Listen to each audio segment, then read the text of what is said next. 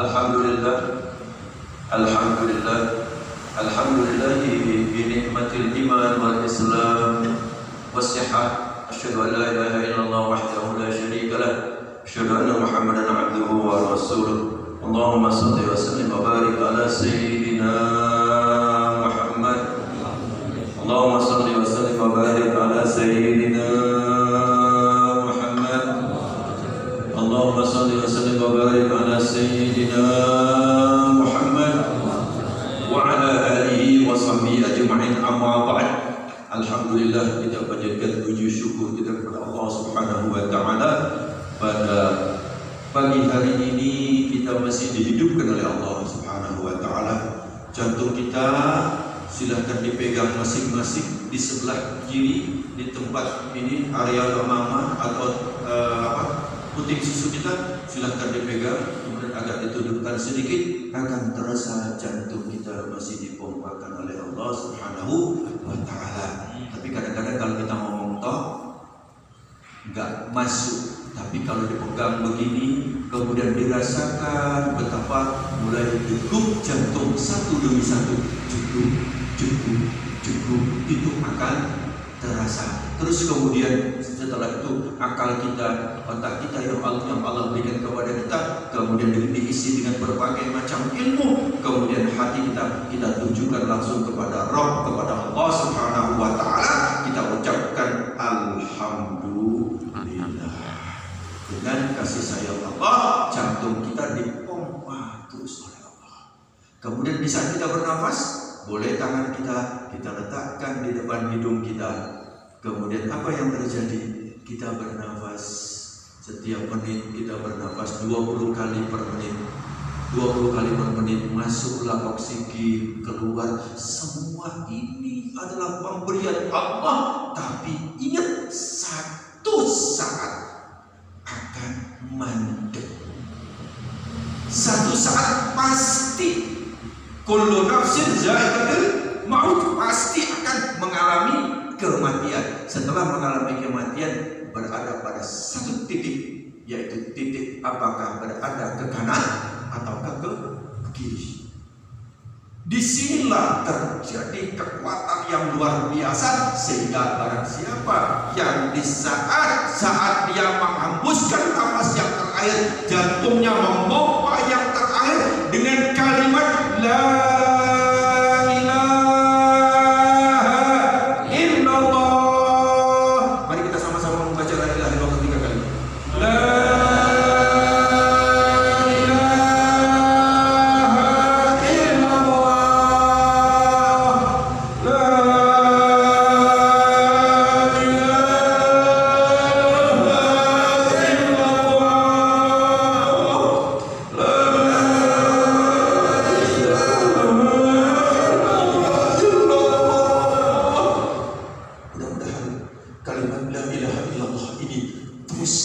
berkumandang di dalam tubuh kita, di dalam sel-sel yang ada pada tubuh kita ini. Di saat kita akhir hayat kita, dengan takbir, dengan ucapan kalimat tauhid la ilaha illallah. Amin. Allahumma wa barakatuh. Di dalam kajian kita, sebelum kita ngaji, mari kita perbanyak salawat. Salawat kepada Rasulullah sallallahu alaihi wasallam ini sangat penting. Kenapa? Karena hanya satu-satunya makhluk Allah yang diizinkan oleh Allah Subhanahu wa taala untuk memberikan syafaat, yaitu Sayyidina Muhammad sallallahu alaihi wasallam. Mari kita bersalawat 3 kali. Allahumma shalli ala sayyidina Muhammad wa ala ali sayyidina Muhammad. Allahumma shalli ala sayyidina Muhammad wa ala ali sayyidina Muhammad. Allahumma shalli ala sayyidina Muhammad wa ala ali sayyidina Muhammad. Dengan kita mengucapkan la ilaha illallah, dengan kita bersalawat kepada Rasulullah SAW, mudah-mudahan kita semuanya akan dijaga oleh Allah Subhanahu wa taala, akan dihindarkan dari segala macam yang menyebabkan kita takut, yang menyebabkan kita gelisah, yang menyebabkan kita gundah.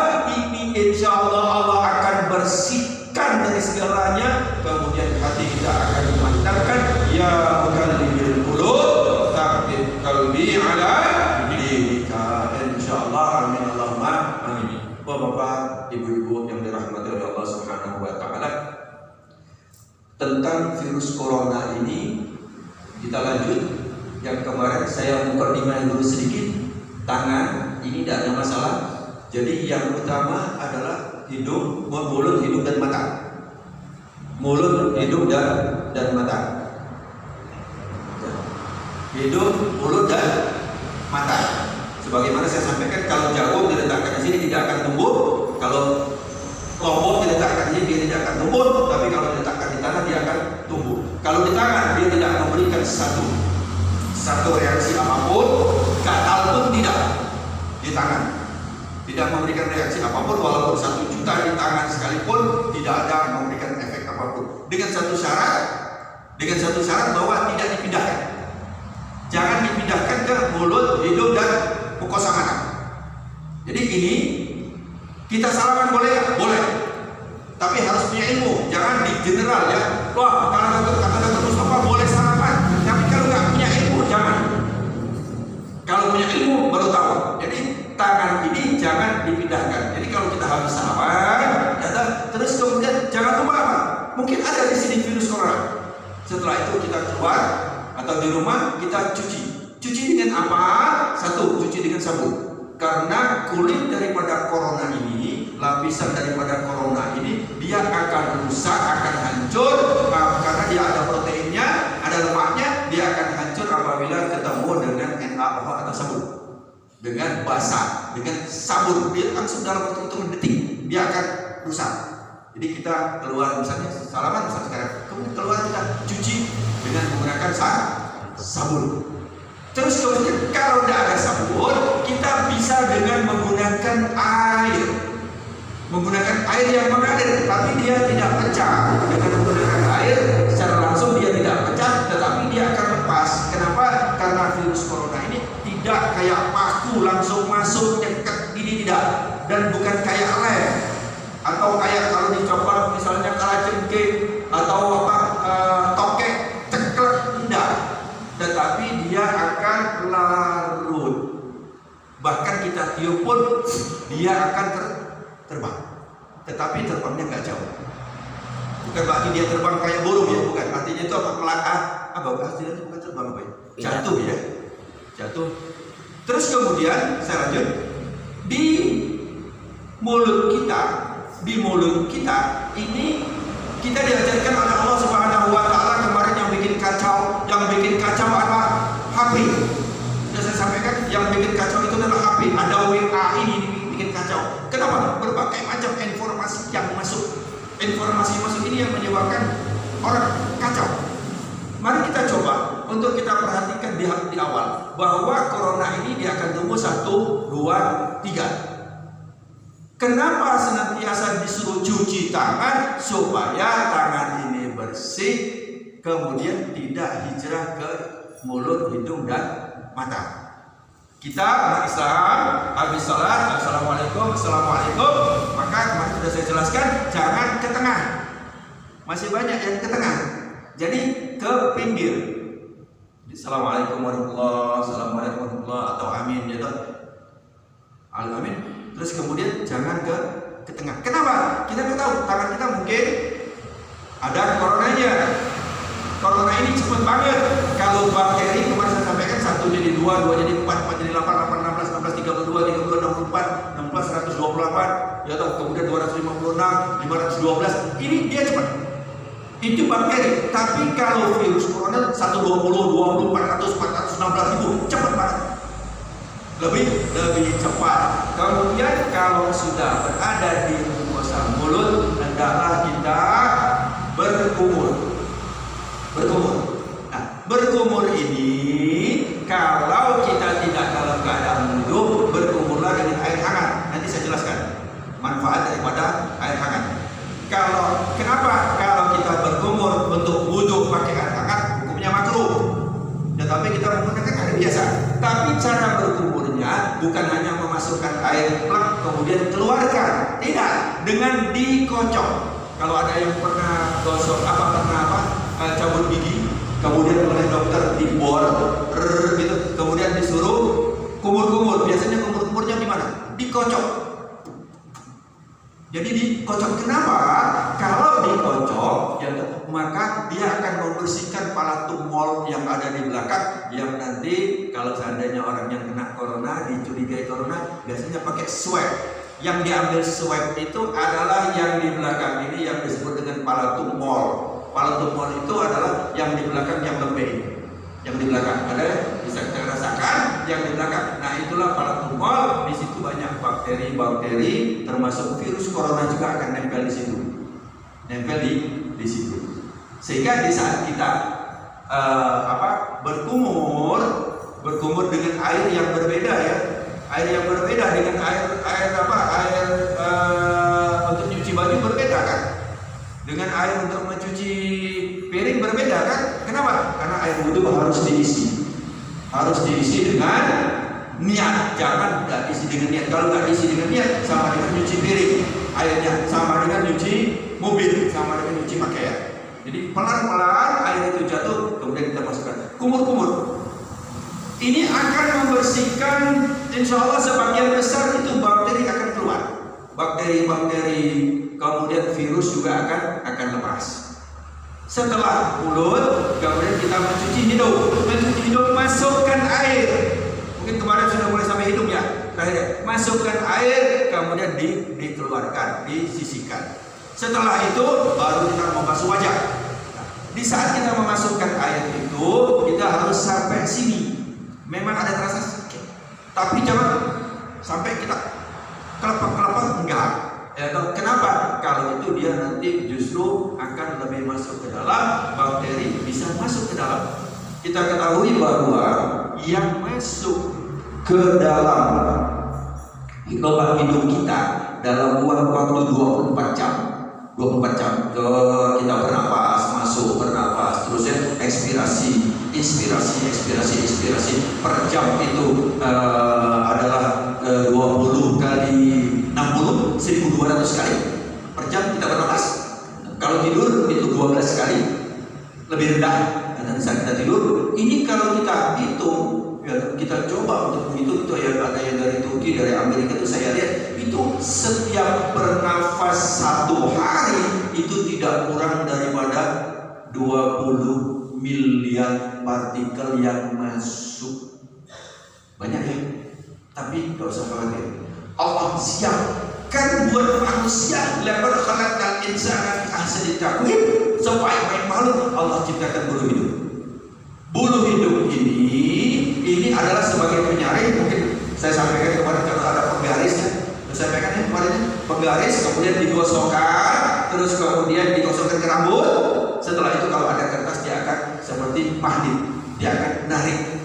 Bulu hidung juga akan narik partikel, akan menarik daripada partikel-partikel yang masuk. Boleh nanti di video dilihat lubang hidung, kemudian bulu hidung itu bagaimana? Tubuhnya itu nggak kayak sikat gigi rata begini, tidak. Tetapi dia ada yang di sini, ada yang di sini, sehingga tidak ada yang polos. Kalau juga polos ke pinggir, nempel ke pinggir, di situ ada mukosa, ada lendir. Lendir yang ada di kanan, kiri, dan di tengah daripada itu dari mana? Lendirnya itu dari mata. Nanti dilihat aja di mata, ini ada lubang. Di mata ada lubang. Kalau kita menangis atau kalau setiap hari kita berkedip, kenapa kita berkedip? Berapa kali kita berkedip setiap hari?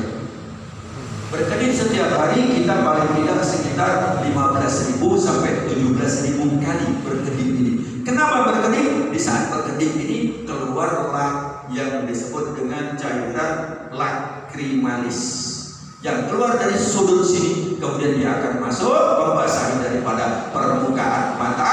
Kalau seandainya ada bakteri nempel pada mata dalam waktu 5 menit dengan kedipan, dia akan rusak dan mati. Allah sayang banget sama kita. Kalau kita mau perhatikan ini, wa in ta'uddu nikmatallahi la tuhsuha. Kalau kamu hitung nikmat itu kata Allah, kamu tidak mampu untuk menghitung apa yang Allah berikan. Kedipan mata ini, kemudian air mata akan masuk. Nah, air mata akan masuk, kemudian dia akan masuk ke hidung. Pernah nangis? bercucuran air hidup kan? Nangis kan ke sini. Sebenarnya air mata yang dia keluar ke sini dan juga masuk.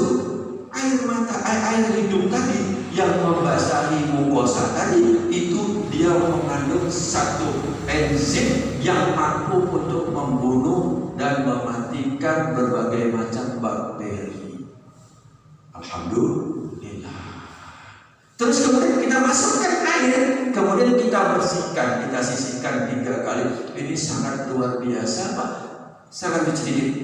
Kalau dia misalnya di lubang hidup itu ada 1000 corona, ada 1000 corona. Corona yang ada di hidung ini bertahan 3-4 jam.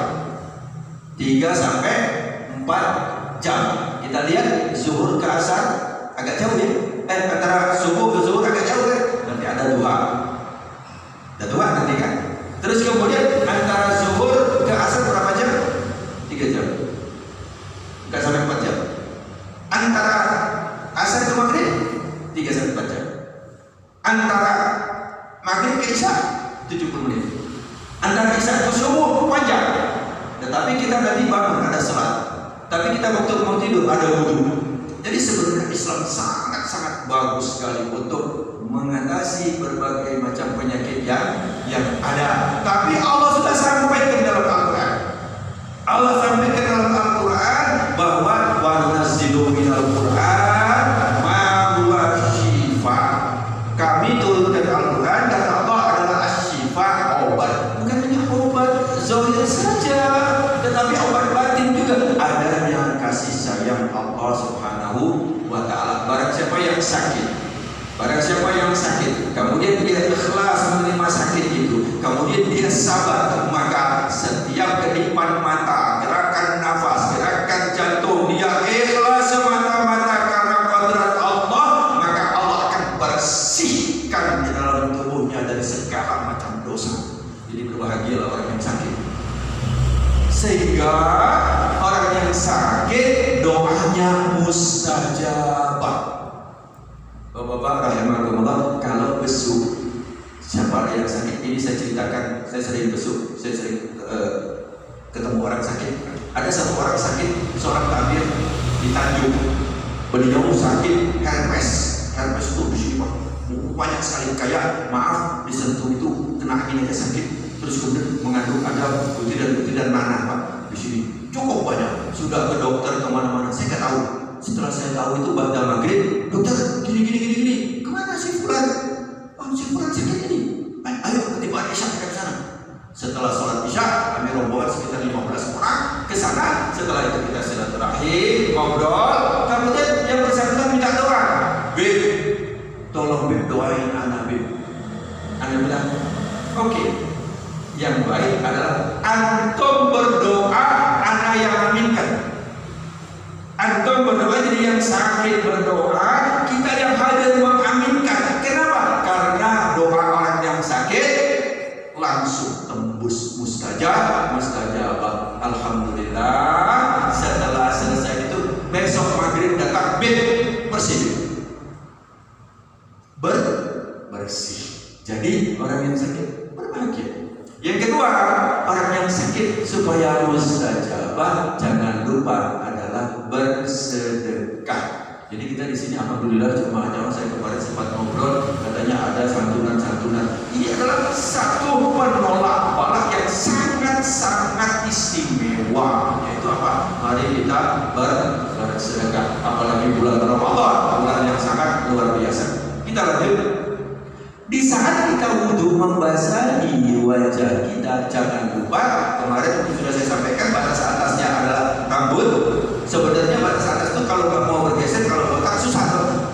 Ubun-ubun, di mana ubun-ubun itu awal daripada ubun-ubun, yaitu perbatasan antara ini frontalis, ini dahi, kemudian yang di sini ada tulang, ya tulang yang di sini disebut dengan varietalis, ketemu kanan, kiri. Kalau bayi itu ada yang di tengah itu gembung, ya di tengah itu gembung, tapi yang awalnya ini ubun-ubun, pangkal ubun-ubun itu batas daripada yang atas. Jadi di sini ada perbatasan ini dahi, kemudian ini os itu tulang, terus kemudian ini yang kanan itu pariettalis, kanan dan kiri, yang belakang occipitalis, kemudian yang frontalis, dan ketemu ini pertemuan ini yang di sini sama yang sini ini daripada batas atas. Batas bawah adalah sini, batas kanan adalah ini, pentol ini, yang ini.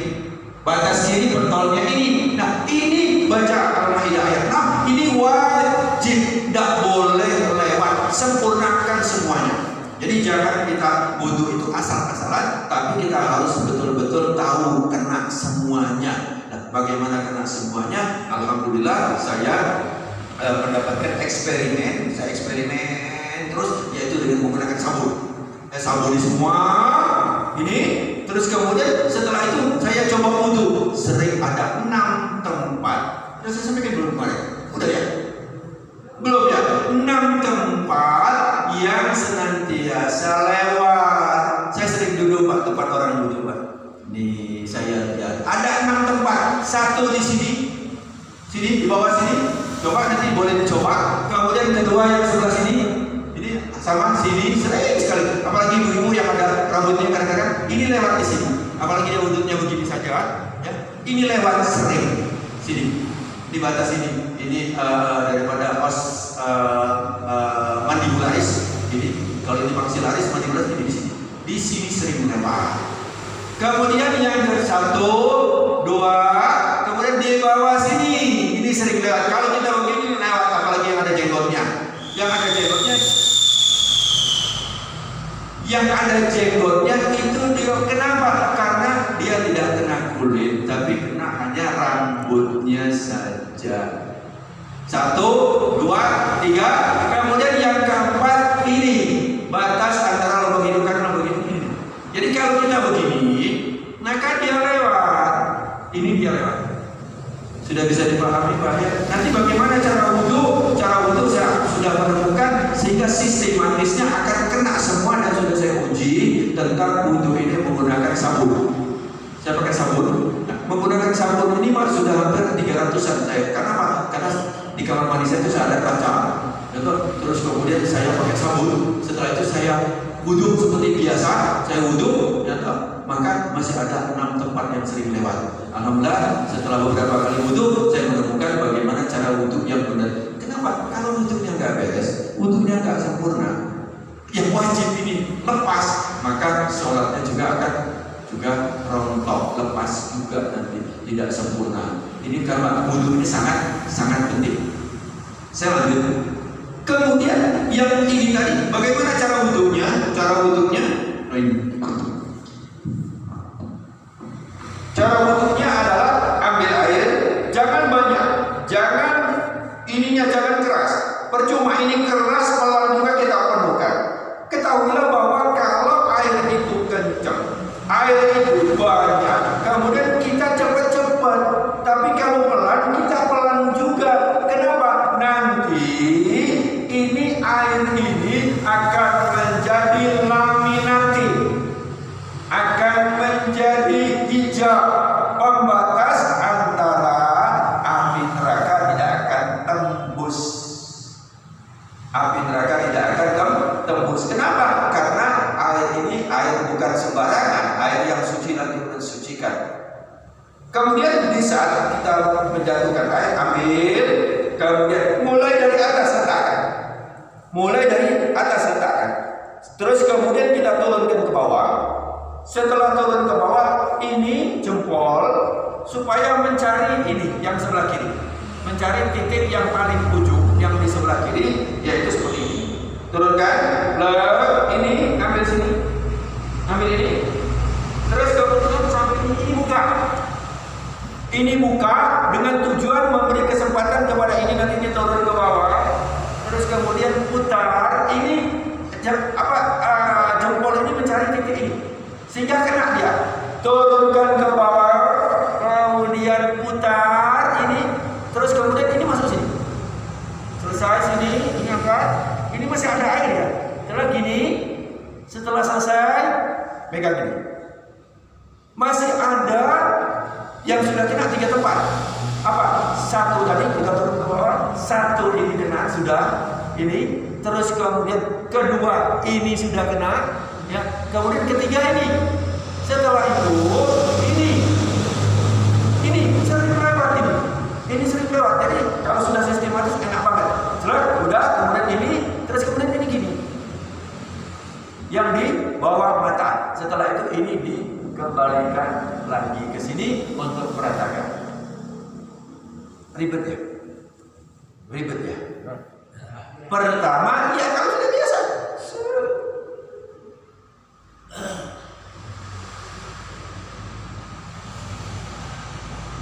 Bapak-bapak rahimahullah, itu kalau kita lakukan untuk wajah. Kenapa?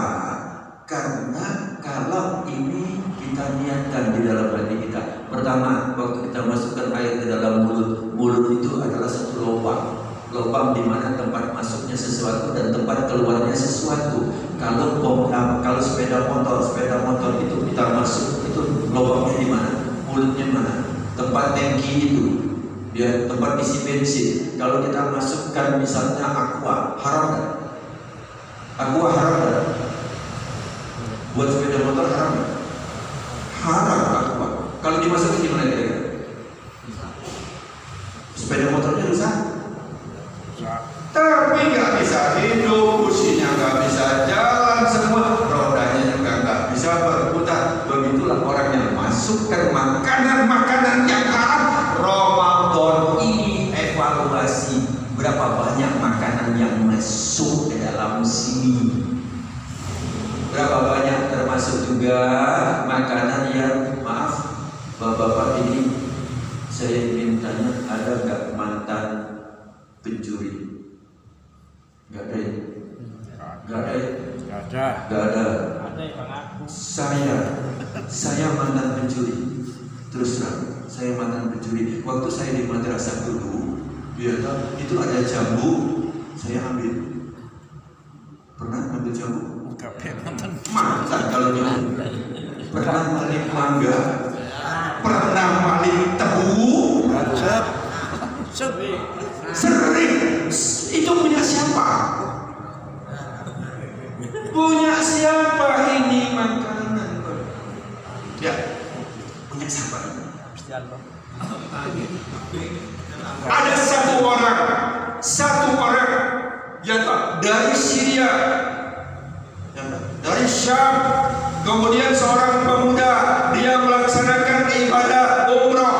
Berkali-kali dia melaksanakan ibadah umrah. Setelah itu dia duduk di depan Ka'bah, minta kepada Allah, ya Allah, mantapkan, tenangkan hatiku. Tapi hatinya tetap goyang-goyang, tidak kuat. Pulang dia sampai di rumah ibu. Umi, aku sudah umrah, Mi. Sudah gini tapi hatiku kenapa, Mi? Tak tenang. Kenapa, Mi? Apa yang terjadi? Uminya ngomong, ya Allah, anakku kenapa? Kenapa anakku kenapa? Tidak tahu, Mi, ada apa? Berlangsung sekian lama, ibunya mimpi. Diputarkan kasetnya oleh Allah Subhanahu wa Ta'ala. Ini penting Ramadan. Kita putar kaset-kaset kita sebelumnya, kemarin-kemarin itu. Ini diputar oleh Allah kasetnya. Ibu itu ingat, oh nah, aku waktu itu ngidam engkau nak. Waktu aku ngidam itu, aku gak punya duit, aku gak punya apa-apa, ngidamnya gak banyak, kurma. Terus kemudian mau minta, nggak mau. Ya toh, akhirnya apa? Ada bisikan keluar, ya sudah, hanya ngidam, yang penting sudah bisa nyenggol. Ke pasar, si ibu tadi ke pasar, kemudian dia menggunakan tangannya ini jawil kurma. Dia oleh-oleh kurma, Pak, ini berapa Pak? Yang ini pakai satu jari, sedikit piro Pak. Kalau yang ini berapa Pak? Setelah oh iya Pak, udah ini, nggak punya duit. Kemudian dia pergi, setelah itu tangannya dimasukkan ke dalam mulutnya. Kenapa? Tidak kepingin kurma. Piro oleh tadi kurma. Piro oleh tadi kurma.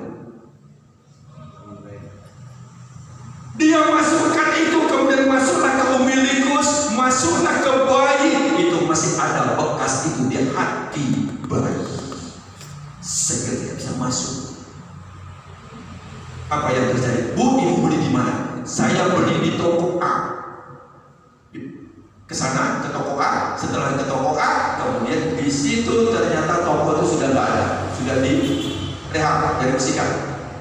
Apa yang dilakukan? Cari siapa yang punya. Oh, punyanya si Fulan. Tapi si Fulan sudah meninggal. Ada anaknya, ahli warisnya. Oh, ada kira-kira sekitar 5-6 orang. Oh iya, kemudian dicarilah, ketemulah di rumah si A. Rumah si A ini sudah kaya, udah lumayan. Terus kemudian lagi nyuci mobil. Dia ceritalah pemuda yang tadi, Pak, waktu itu ibuku begini, sehingga cerita aku minta ridho, aku minta diikhlaskan daripada oleh kurban. Kemudian anaknya tadi biar dites dulu, apa memang betul kesungguhan untuk ini. Kalau kamu memang minta maaf tiap oleh ibumu tadi, maka cuci mobil ini. Kira-kira gelap apa? Nyuci mobil Pak yang paling ketujuh. Lah, mau cuci mobil kapaten. Biasanya kan kita kan gitu. Tapi ini pemuda luar biasa. Setelah selesai itu, oh, aku sudah memaafkan kamu. Selesai. Kemudian dia berangkat kemana lagi? Saya saudaranya ada berapa? Ada 5. Dia berangkat ke Jakarta. Dia tuh anggap dari sini ke Jakarta. Cari ini alamatnya sampai ke sana itu orang lagi buka restoran. Ya kayak warung gitu. Kemudian pelanggannya banyak. Tempat piring cucian. Dia cerita kakaknya tadi saya disuruh cuci mobil ini, alhamdulillah saya dimaafkan oleh kakaknya gini saudaranya tadi. Sampai sana, oh ya kalau kau minta maaf, kora-kora dulu gitu. Siap dah. Untuk apa? Untuk membersihkan hati. Di sini Ramadan ini Pak. Dan itu maaf, itu pernah saya lakukan Pak. Itu pernah saya lakukan, tetapi alhamdulillah saya tidak disuruh kora-kora. Saya ketemu ada satu orang ibu-ibu yang saya curi daripada ini. Saya belajar dari Habib Alwi Tanjung. Beliau mengatakan, nah kamu pernah nggak masukkan makanan yang haram di saat kamu masih madrasah dulu? Banyak banyak. Tapi jamu itu yang kita mencuri bukan untuk kita jual, tapi untuk makan masuk ke dalam sini. Kemudian setelah itu saya ke sana, saya sungkem, saya minta maaf. Rupanya beliau adalah sepupu dari abah saya. Saya maafkan semuanya, saya maafkan. Alhamdulillah. Di sini apa? Saya teringat Sayyidina Hasan itu pada satu hari beliau datang, kemudian ketemu Rasulullah masih kecil, ketemu Rasulullah, kemudian kasihnya sih gembol, maka Rasulullah ya ambil oleh Rasulullah dengan tangannya diambil aja. Kau dapat dari mana ini kurma? Saya dapat waktu itu saya jalan, ada kurma yang jatuh di luar daripada mungkin kebun orang atau gimana. Itu yang saya tetap dibersihkan oleh Rasulullah SAW. Inilah fungsi Ramadan. Fungsi Ramadan adalah kita cuci, kita evaluasi ke belakang betapa banyak kita mengambil hak orang lain. Kalau dia tahu cari, kalau tidak ketemu orang tuanya yang aslinya cari anaknya. Kita cari untuk apa? Mencari ridho Allah Subhanahu wa Ta'ala. Ini adalah Ramadan. Oke, dilanjut. Banyak. Kalau misalnya pernah nyuri tebu terus orangnya sudah kita nggak tahu gimana caranya minta maaf. Berat. Mau mati. Berat. Ya, nah, bisa kita lakukan kalau memang kita sudah mencari. Kalau kita sudah mencari, jangan nyari gampangnya dulu. Ini sebenarnya ini ada senjata juga. Ya, apa? Kita hitung tebu itu kira-kira berapa? Misalnya kalau saat ini tebu itu harganya 10.000. Bismillahirrahmanirrahim. Saya niat, saya beli itu tebu, saya masukkan kepada yang berhak. Misalnya untuk anak yatim, atau kita berikan ke masjid. Ya Allah, fadilahnya berikan totalitas kepada si fulan. Itu kalau kita sudah mencari, tapi jangan gampang saja. Akan mendapatkan sesuatu yang luar biasa apabila kita cari. Jadi bulan ini tolong selama saya tinggal di sini ada nggak kira-kira yang saya curi? Saya mohon datang ke sini sebagaimana Rasulullah SAW. Di saat beliau mau meninggal di hadapan semua jamaah, dia katakan para sahabat, apakah saya masih berhutang kepada kalian? Maka ada yang mencambuk beliau, tetapi bukan mencambuk beliau, tetapi beliau adalah ingin membuka baju Rasulullah, kemudian berpelukan dengan Rasulullah Sallallahu Alaihi Wasallam. Kenapa? Dia tidak mau berpisah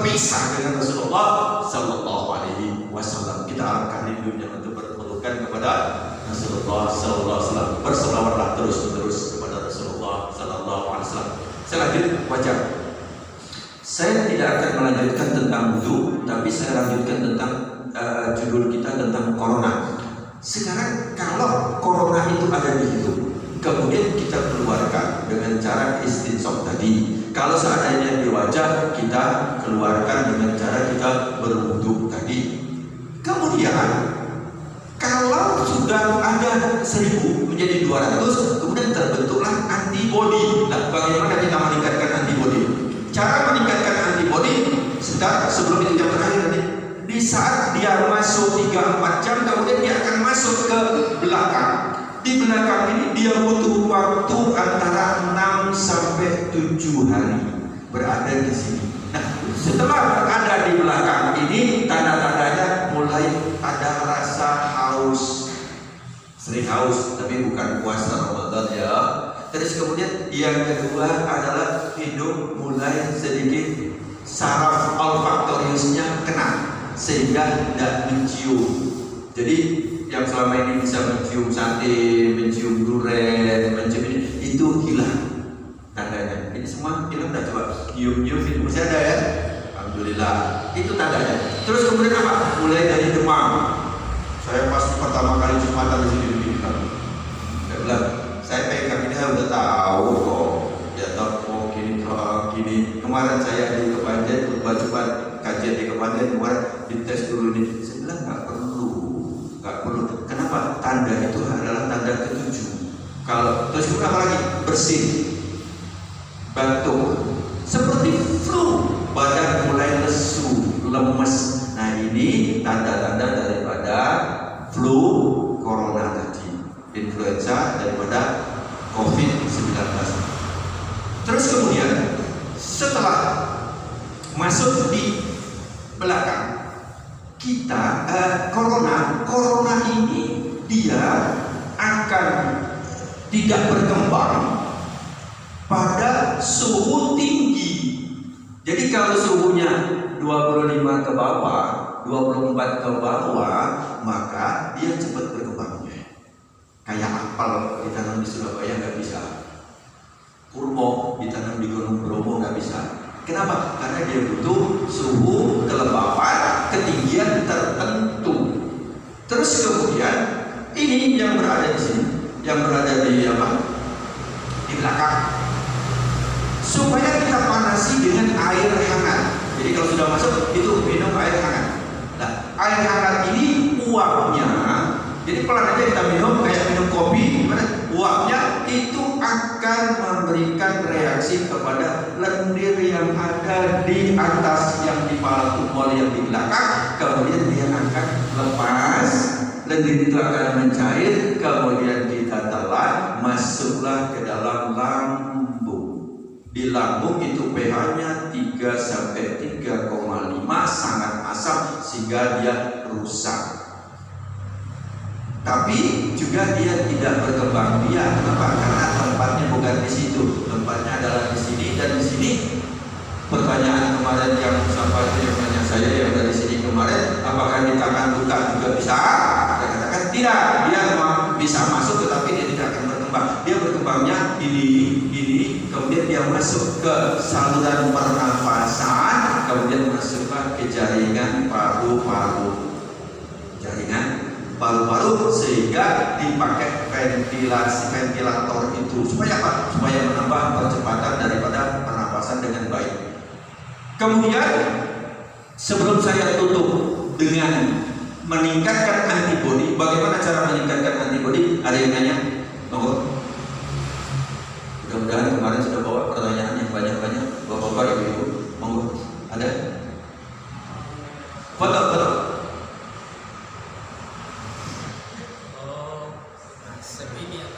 Iya, ini yang tanya kemarin. Ini monggo. Yang jadi inti kemarin topik adalah apa gunanya masker. Ya, ini kelupaan saya ya. Terima kasih. Masker itu yang kita tutup adalah hidung dan mulut, mata tidak. Kenapa? Karena dari mulut dan hidung itu bisa keluar. Kalau mata tidak. Ya, kenapa saya katakan kok ada tutup 1, 2, 3 gitu ya? Ya, 2 dua aja, 1 dan 2. Karena ini kalau kita bersisi dia keluar. Ya, kalau kita bersin dia keluar, kalau batuk dia keluar. Satu, manfaat buat yang bersangkutan apabila ada virus, bakteri, di saat dia batuk, di saat dia bersin, dia tidak nyemprot keluar. Kecepatan batuk lebih kurang 90 sampai 150 km per jam. Kalau hitung per detik lebih kurang 70 meter. Jadi halus banget. Kalau ada masker, ada berbagai macam masker. Tapi masker yang berada di dalam ruangan COVID, di atas ruangan itu yang N95 itu bukan untuk awam. Memang harganya juga cukup mahal. Kami sempat bingung waktu itu. Tim dokter itu bertanya, adakah teman-teman memahami di mana daripada sales atau agen atau ini untuk mencari untuk mencari masker yang N95 itu RSU. Waktu itu teman-teman mengalami kesulitan, sudah mulai menipis. Alhamdulillah kita kontak-kontak akhirnya mendapatkan itu dengan harganya lumayan. Ada satu orang dokter, saya nggak kenal tapi teman sejawat. Kita waktu itu dia video ke grup kita bahwa alangkah mahalnya, minta tolong kepada pemerintah. Ya Allah, pemerintah tolong ini orang mencari kesempatan dalam keadaan orang yang dalam keadaan sekarang, dalam keadaan seperti ini, sehingga dokter-dokter banyak yang berapa dokter yang menerima? Berapa? 30 lebih Pak, hampir 40 Pak. Waktu saya ngecek, waduh, dokter A, dokter B, teman-teman sejawat ada yang meninggal sampai 40-an, tetapi pemerintah ya maaf tidak terlalu respon. Kenapa? Ya karena berbagai macam aspek, saya tidak tahu itu tingkat tinggi. Tapi para dokter yang kami merasa bahwa banyak sekali yang mengeluh luar biasa. Terus kemudian untuk mulut ini tadi Pak, jas. Kenapa kita berpisah 1 meter? Kalau kita mengenal, apa? Nggak usah pisah, nggak ada masalah. Cuma harus tahu ilmunya. Kalau nggak tahu ilmunya, monggo pisah begini. Tapi kalau sudah tahu ilmunya, tidak ada masalah. Kenapa? 1, jangan batuk. Terus batuk sebelah. Karena mepet dekat. Tapi kalau agak jauh, ya paling seginilah. Nggak jauh. Ya, kalau bersin itu lebih cepat. Kemudian apa? Di saat kita batuk, cekul batuk, hati-hati kipas angin. Ada di kipas angin. Di saat batuk, kemudian ada angin, urus ke sana. Kita bawa sepeda motor. Kalau helm kita nggak pakai kaca, ya kita nggak pakai ini. Di saat yang di sebelah batuk, depan kita lampu merah atau lain, dia batuk, dia mumbul begini, set kita lewat. Sehingga kalau pulang ke rumah suruh cuci tangan, cuci wajah. Bukan hanya cuci tangan, rumah sakit atau ini cuci tangan saja dan pulang kan? Enggak, cuci wajah. Bahkan bila perlu mandi. Supaya apa? Semuanya jatuh. Bisa dipahami maksudnya? Kalau bersin itu 300 km per jam, kas. Sehingga di saat kita bersin, nah, pernah nggak kita terpikir bersin itu ada ancang-ancangnya ya? Iya, ada nggak langsung cum? Enggak, pernah nggak terpikir? Saya berpikir, kenapa sih Allah beri mekanisme ancang-ancang? Kenapa sih? Saya berpikir, ya Allah, kenapa sih ada ancang? Oh, kenapa? Karena di depan kita jangan ke depan, tetapi ke samping yang tidak ada orangnya. Tapi jangan wajib, maka akan tertariklah di sini otot. Kadang-kadang, tetapi setelah kita diberi ancang-ancang, jangan masih di depan begini, sudah kita bergeser. Kalau di depan kita ada orang, usahakan yang memutar bukan leher tapi badan. Jadi badan kita bisa keluarkan berapa banyak bakteri yang keluar, sehingga Allah Rasulullah ajarkan dengan mengucapkan Alhamdulillah. Saya lanjut, kalian tanya dulu tentang meningkatkan antibodi. Sudah nggak ada ya? Oke. Terus kemudian meningkatkan antibodi, kuncinya di tangan dulu. Di tangan ini saya sudah belajar, saya sudah perhatikan tidak kurang daripada 40 gram. Tangan ini, satu, tangan ini coba ditekuk begini, hanya ini aja, ini saja. kanan kiri itu 10 kali. Tuh 2, 3, 4, 5, 6, 7, 8, 9, 10. Kemudian yang ini tuh 2, 3, 4, 5, 6, 7, 8, 9, 10. Kemudian genggam hitung 10. Tekan yang keras. 1, monggo sama-sama ayo. Sampai ke rumah biar ingat. Ini untuk meningkatkan antibody. Saya mulai dari pertama. Jadi kanan dan kiri. Ini ya, ini tekuk itu 1, 2, 3, 4, 5, 6, 7, 8, 9, 10. Kemudian masukkan 1, 2, 3, 4, 5, 6, 7, 8, 9, 10. Kemudian tekan sampai hitungan 10. Kencang. 1, 2, 3. Jangan diginikan. Tekan saja, jangan dibuka. 1, 2, 3, 4, 5, 6, 7, 8, 9, 10. Buka. Kemudian berikutnya membuka. 1, kencangnya keluar. 1, 2, 3, 4, 5, 6, 7, 8, 9, 10. Buka yang kencang, tahan. 1, 2, yang kita 3, 4, 5, 6, 7, 8, 9, 10. Gimana rasanya, Pak? Belum yang pijat. Nah, kemudian ini yang terakhir yang untuk meningkatkan adalah dipanasi. Dipanasi dengan cara, kalau di rumah boleh tepuk tangan, kalau di sini tidak usah. Nanti dikiranya apa macam-macam tepuk tangan ya di dalam masjid ya. Tapi di rumah monggo silakan tepuk tangan nanti. Tepuk sampai 20 kali, kemudian istirahat. Sebentar, kemudian silakan sampai di tepuk tangan lagi. Semua total ini lebih kurang sekitar 5 menit sampai 7 menit kita silakan lakukan. Baik tepuk tangan, ini tadi. Terus kemudian ini tangan ditemukan, ditarik, gosok.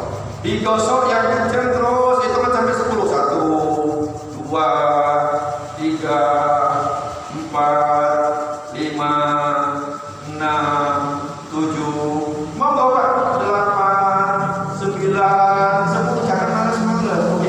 Ini akan meningkatkan antibody. Terus kemudian diputar. Tuh 2, 3, ini diputar.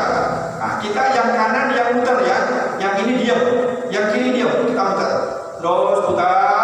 1, 2, 3, 4, 5. Udah sampai 10. Dibalik.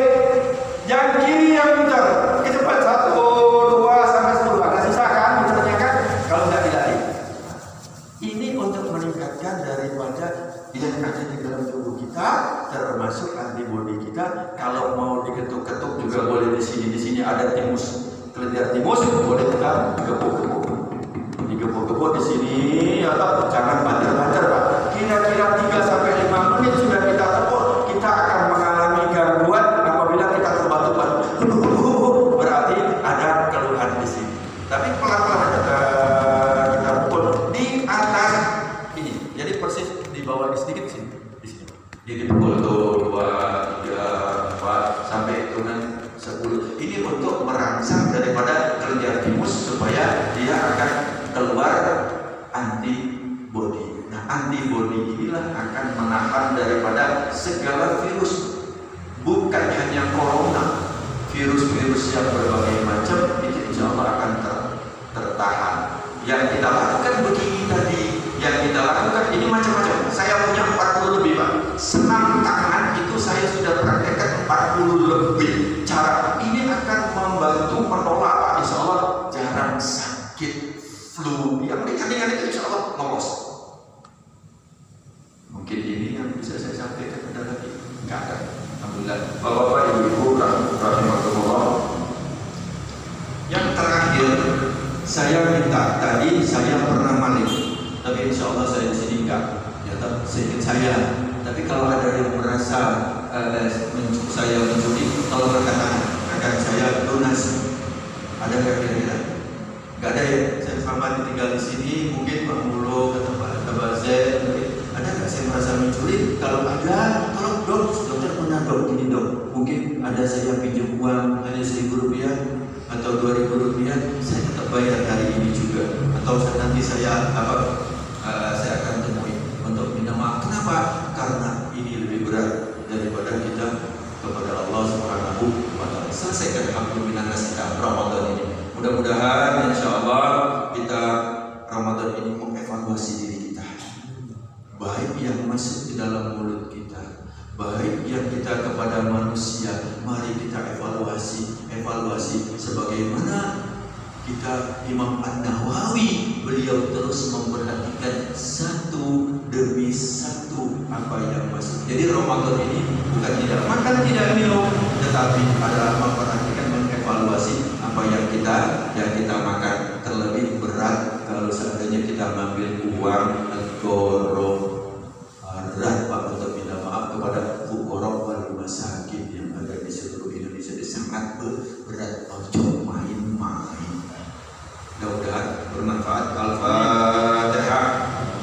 A'udzu billahi minasyaitonir rajim. Bismillahirrahmanirrahim. Alhamdulillahirabbil alamin. Arrahmanir rahim. Maliki yaumiddin. Iyyaka na'budu wa iyyaka nasta'in. Ihdinas siratal mustaqim. Siratal ladzina an'amta 'alaihim ghairil maghdubi 'alaihim waladdallin. Amin. Hasbiyallahu wa hasbunallahu wa ni'mal wakil. Ni'mal maula wa ni'man nasir. Hasbunallahu wa ni'mal wakil. Ni'mal maula wa ni'man nasir. Hasbunallahu wa ni'mal wakil. Ni'mal maula wa ni'man nasir. Hasbiyallahu la ilaha illa huwa alaihi tawakkaltu wa huwa rabbul arsyil azim. Hasbiyallahu la ilaha illa huwa alaihi tawakkaltu wa huwa rabbul arsyil azim. Hasbiyallahu la ilaha illa huwa alaihi tawakkaltu wa huwa rabbul arsyil azim. Ya Allah biha, ya Allah biha, ya Allah bi husnil khatimah. Ya Allah biha, ya Allah biha, ya Allah bi husnil khatimah. Ya Allah biha, ya Allah biha, ya Allah bi husnil khatimah. Assalamualaikum warahmatullahi wabarakatuh. Saya ingatkan ibu-ibu, bapak-bapak, jangan terlatih, jangan ke tengah. Jadi habis kita ini, saya lihat sebagian masih ke tengah, jangan ke sini, ke tengah tapi ke samping. samping ya. Kenapa? Nanti kita tidak tahu ada virus. Terima kasih.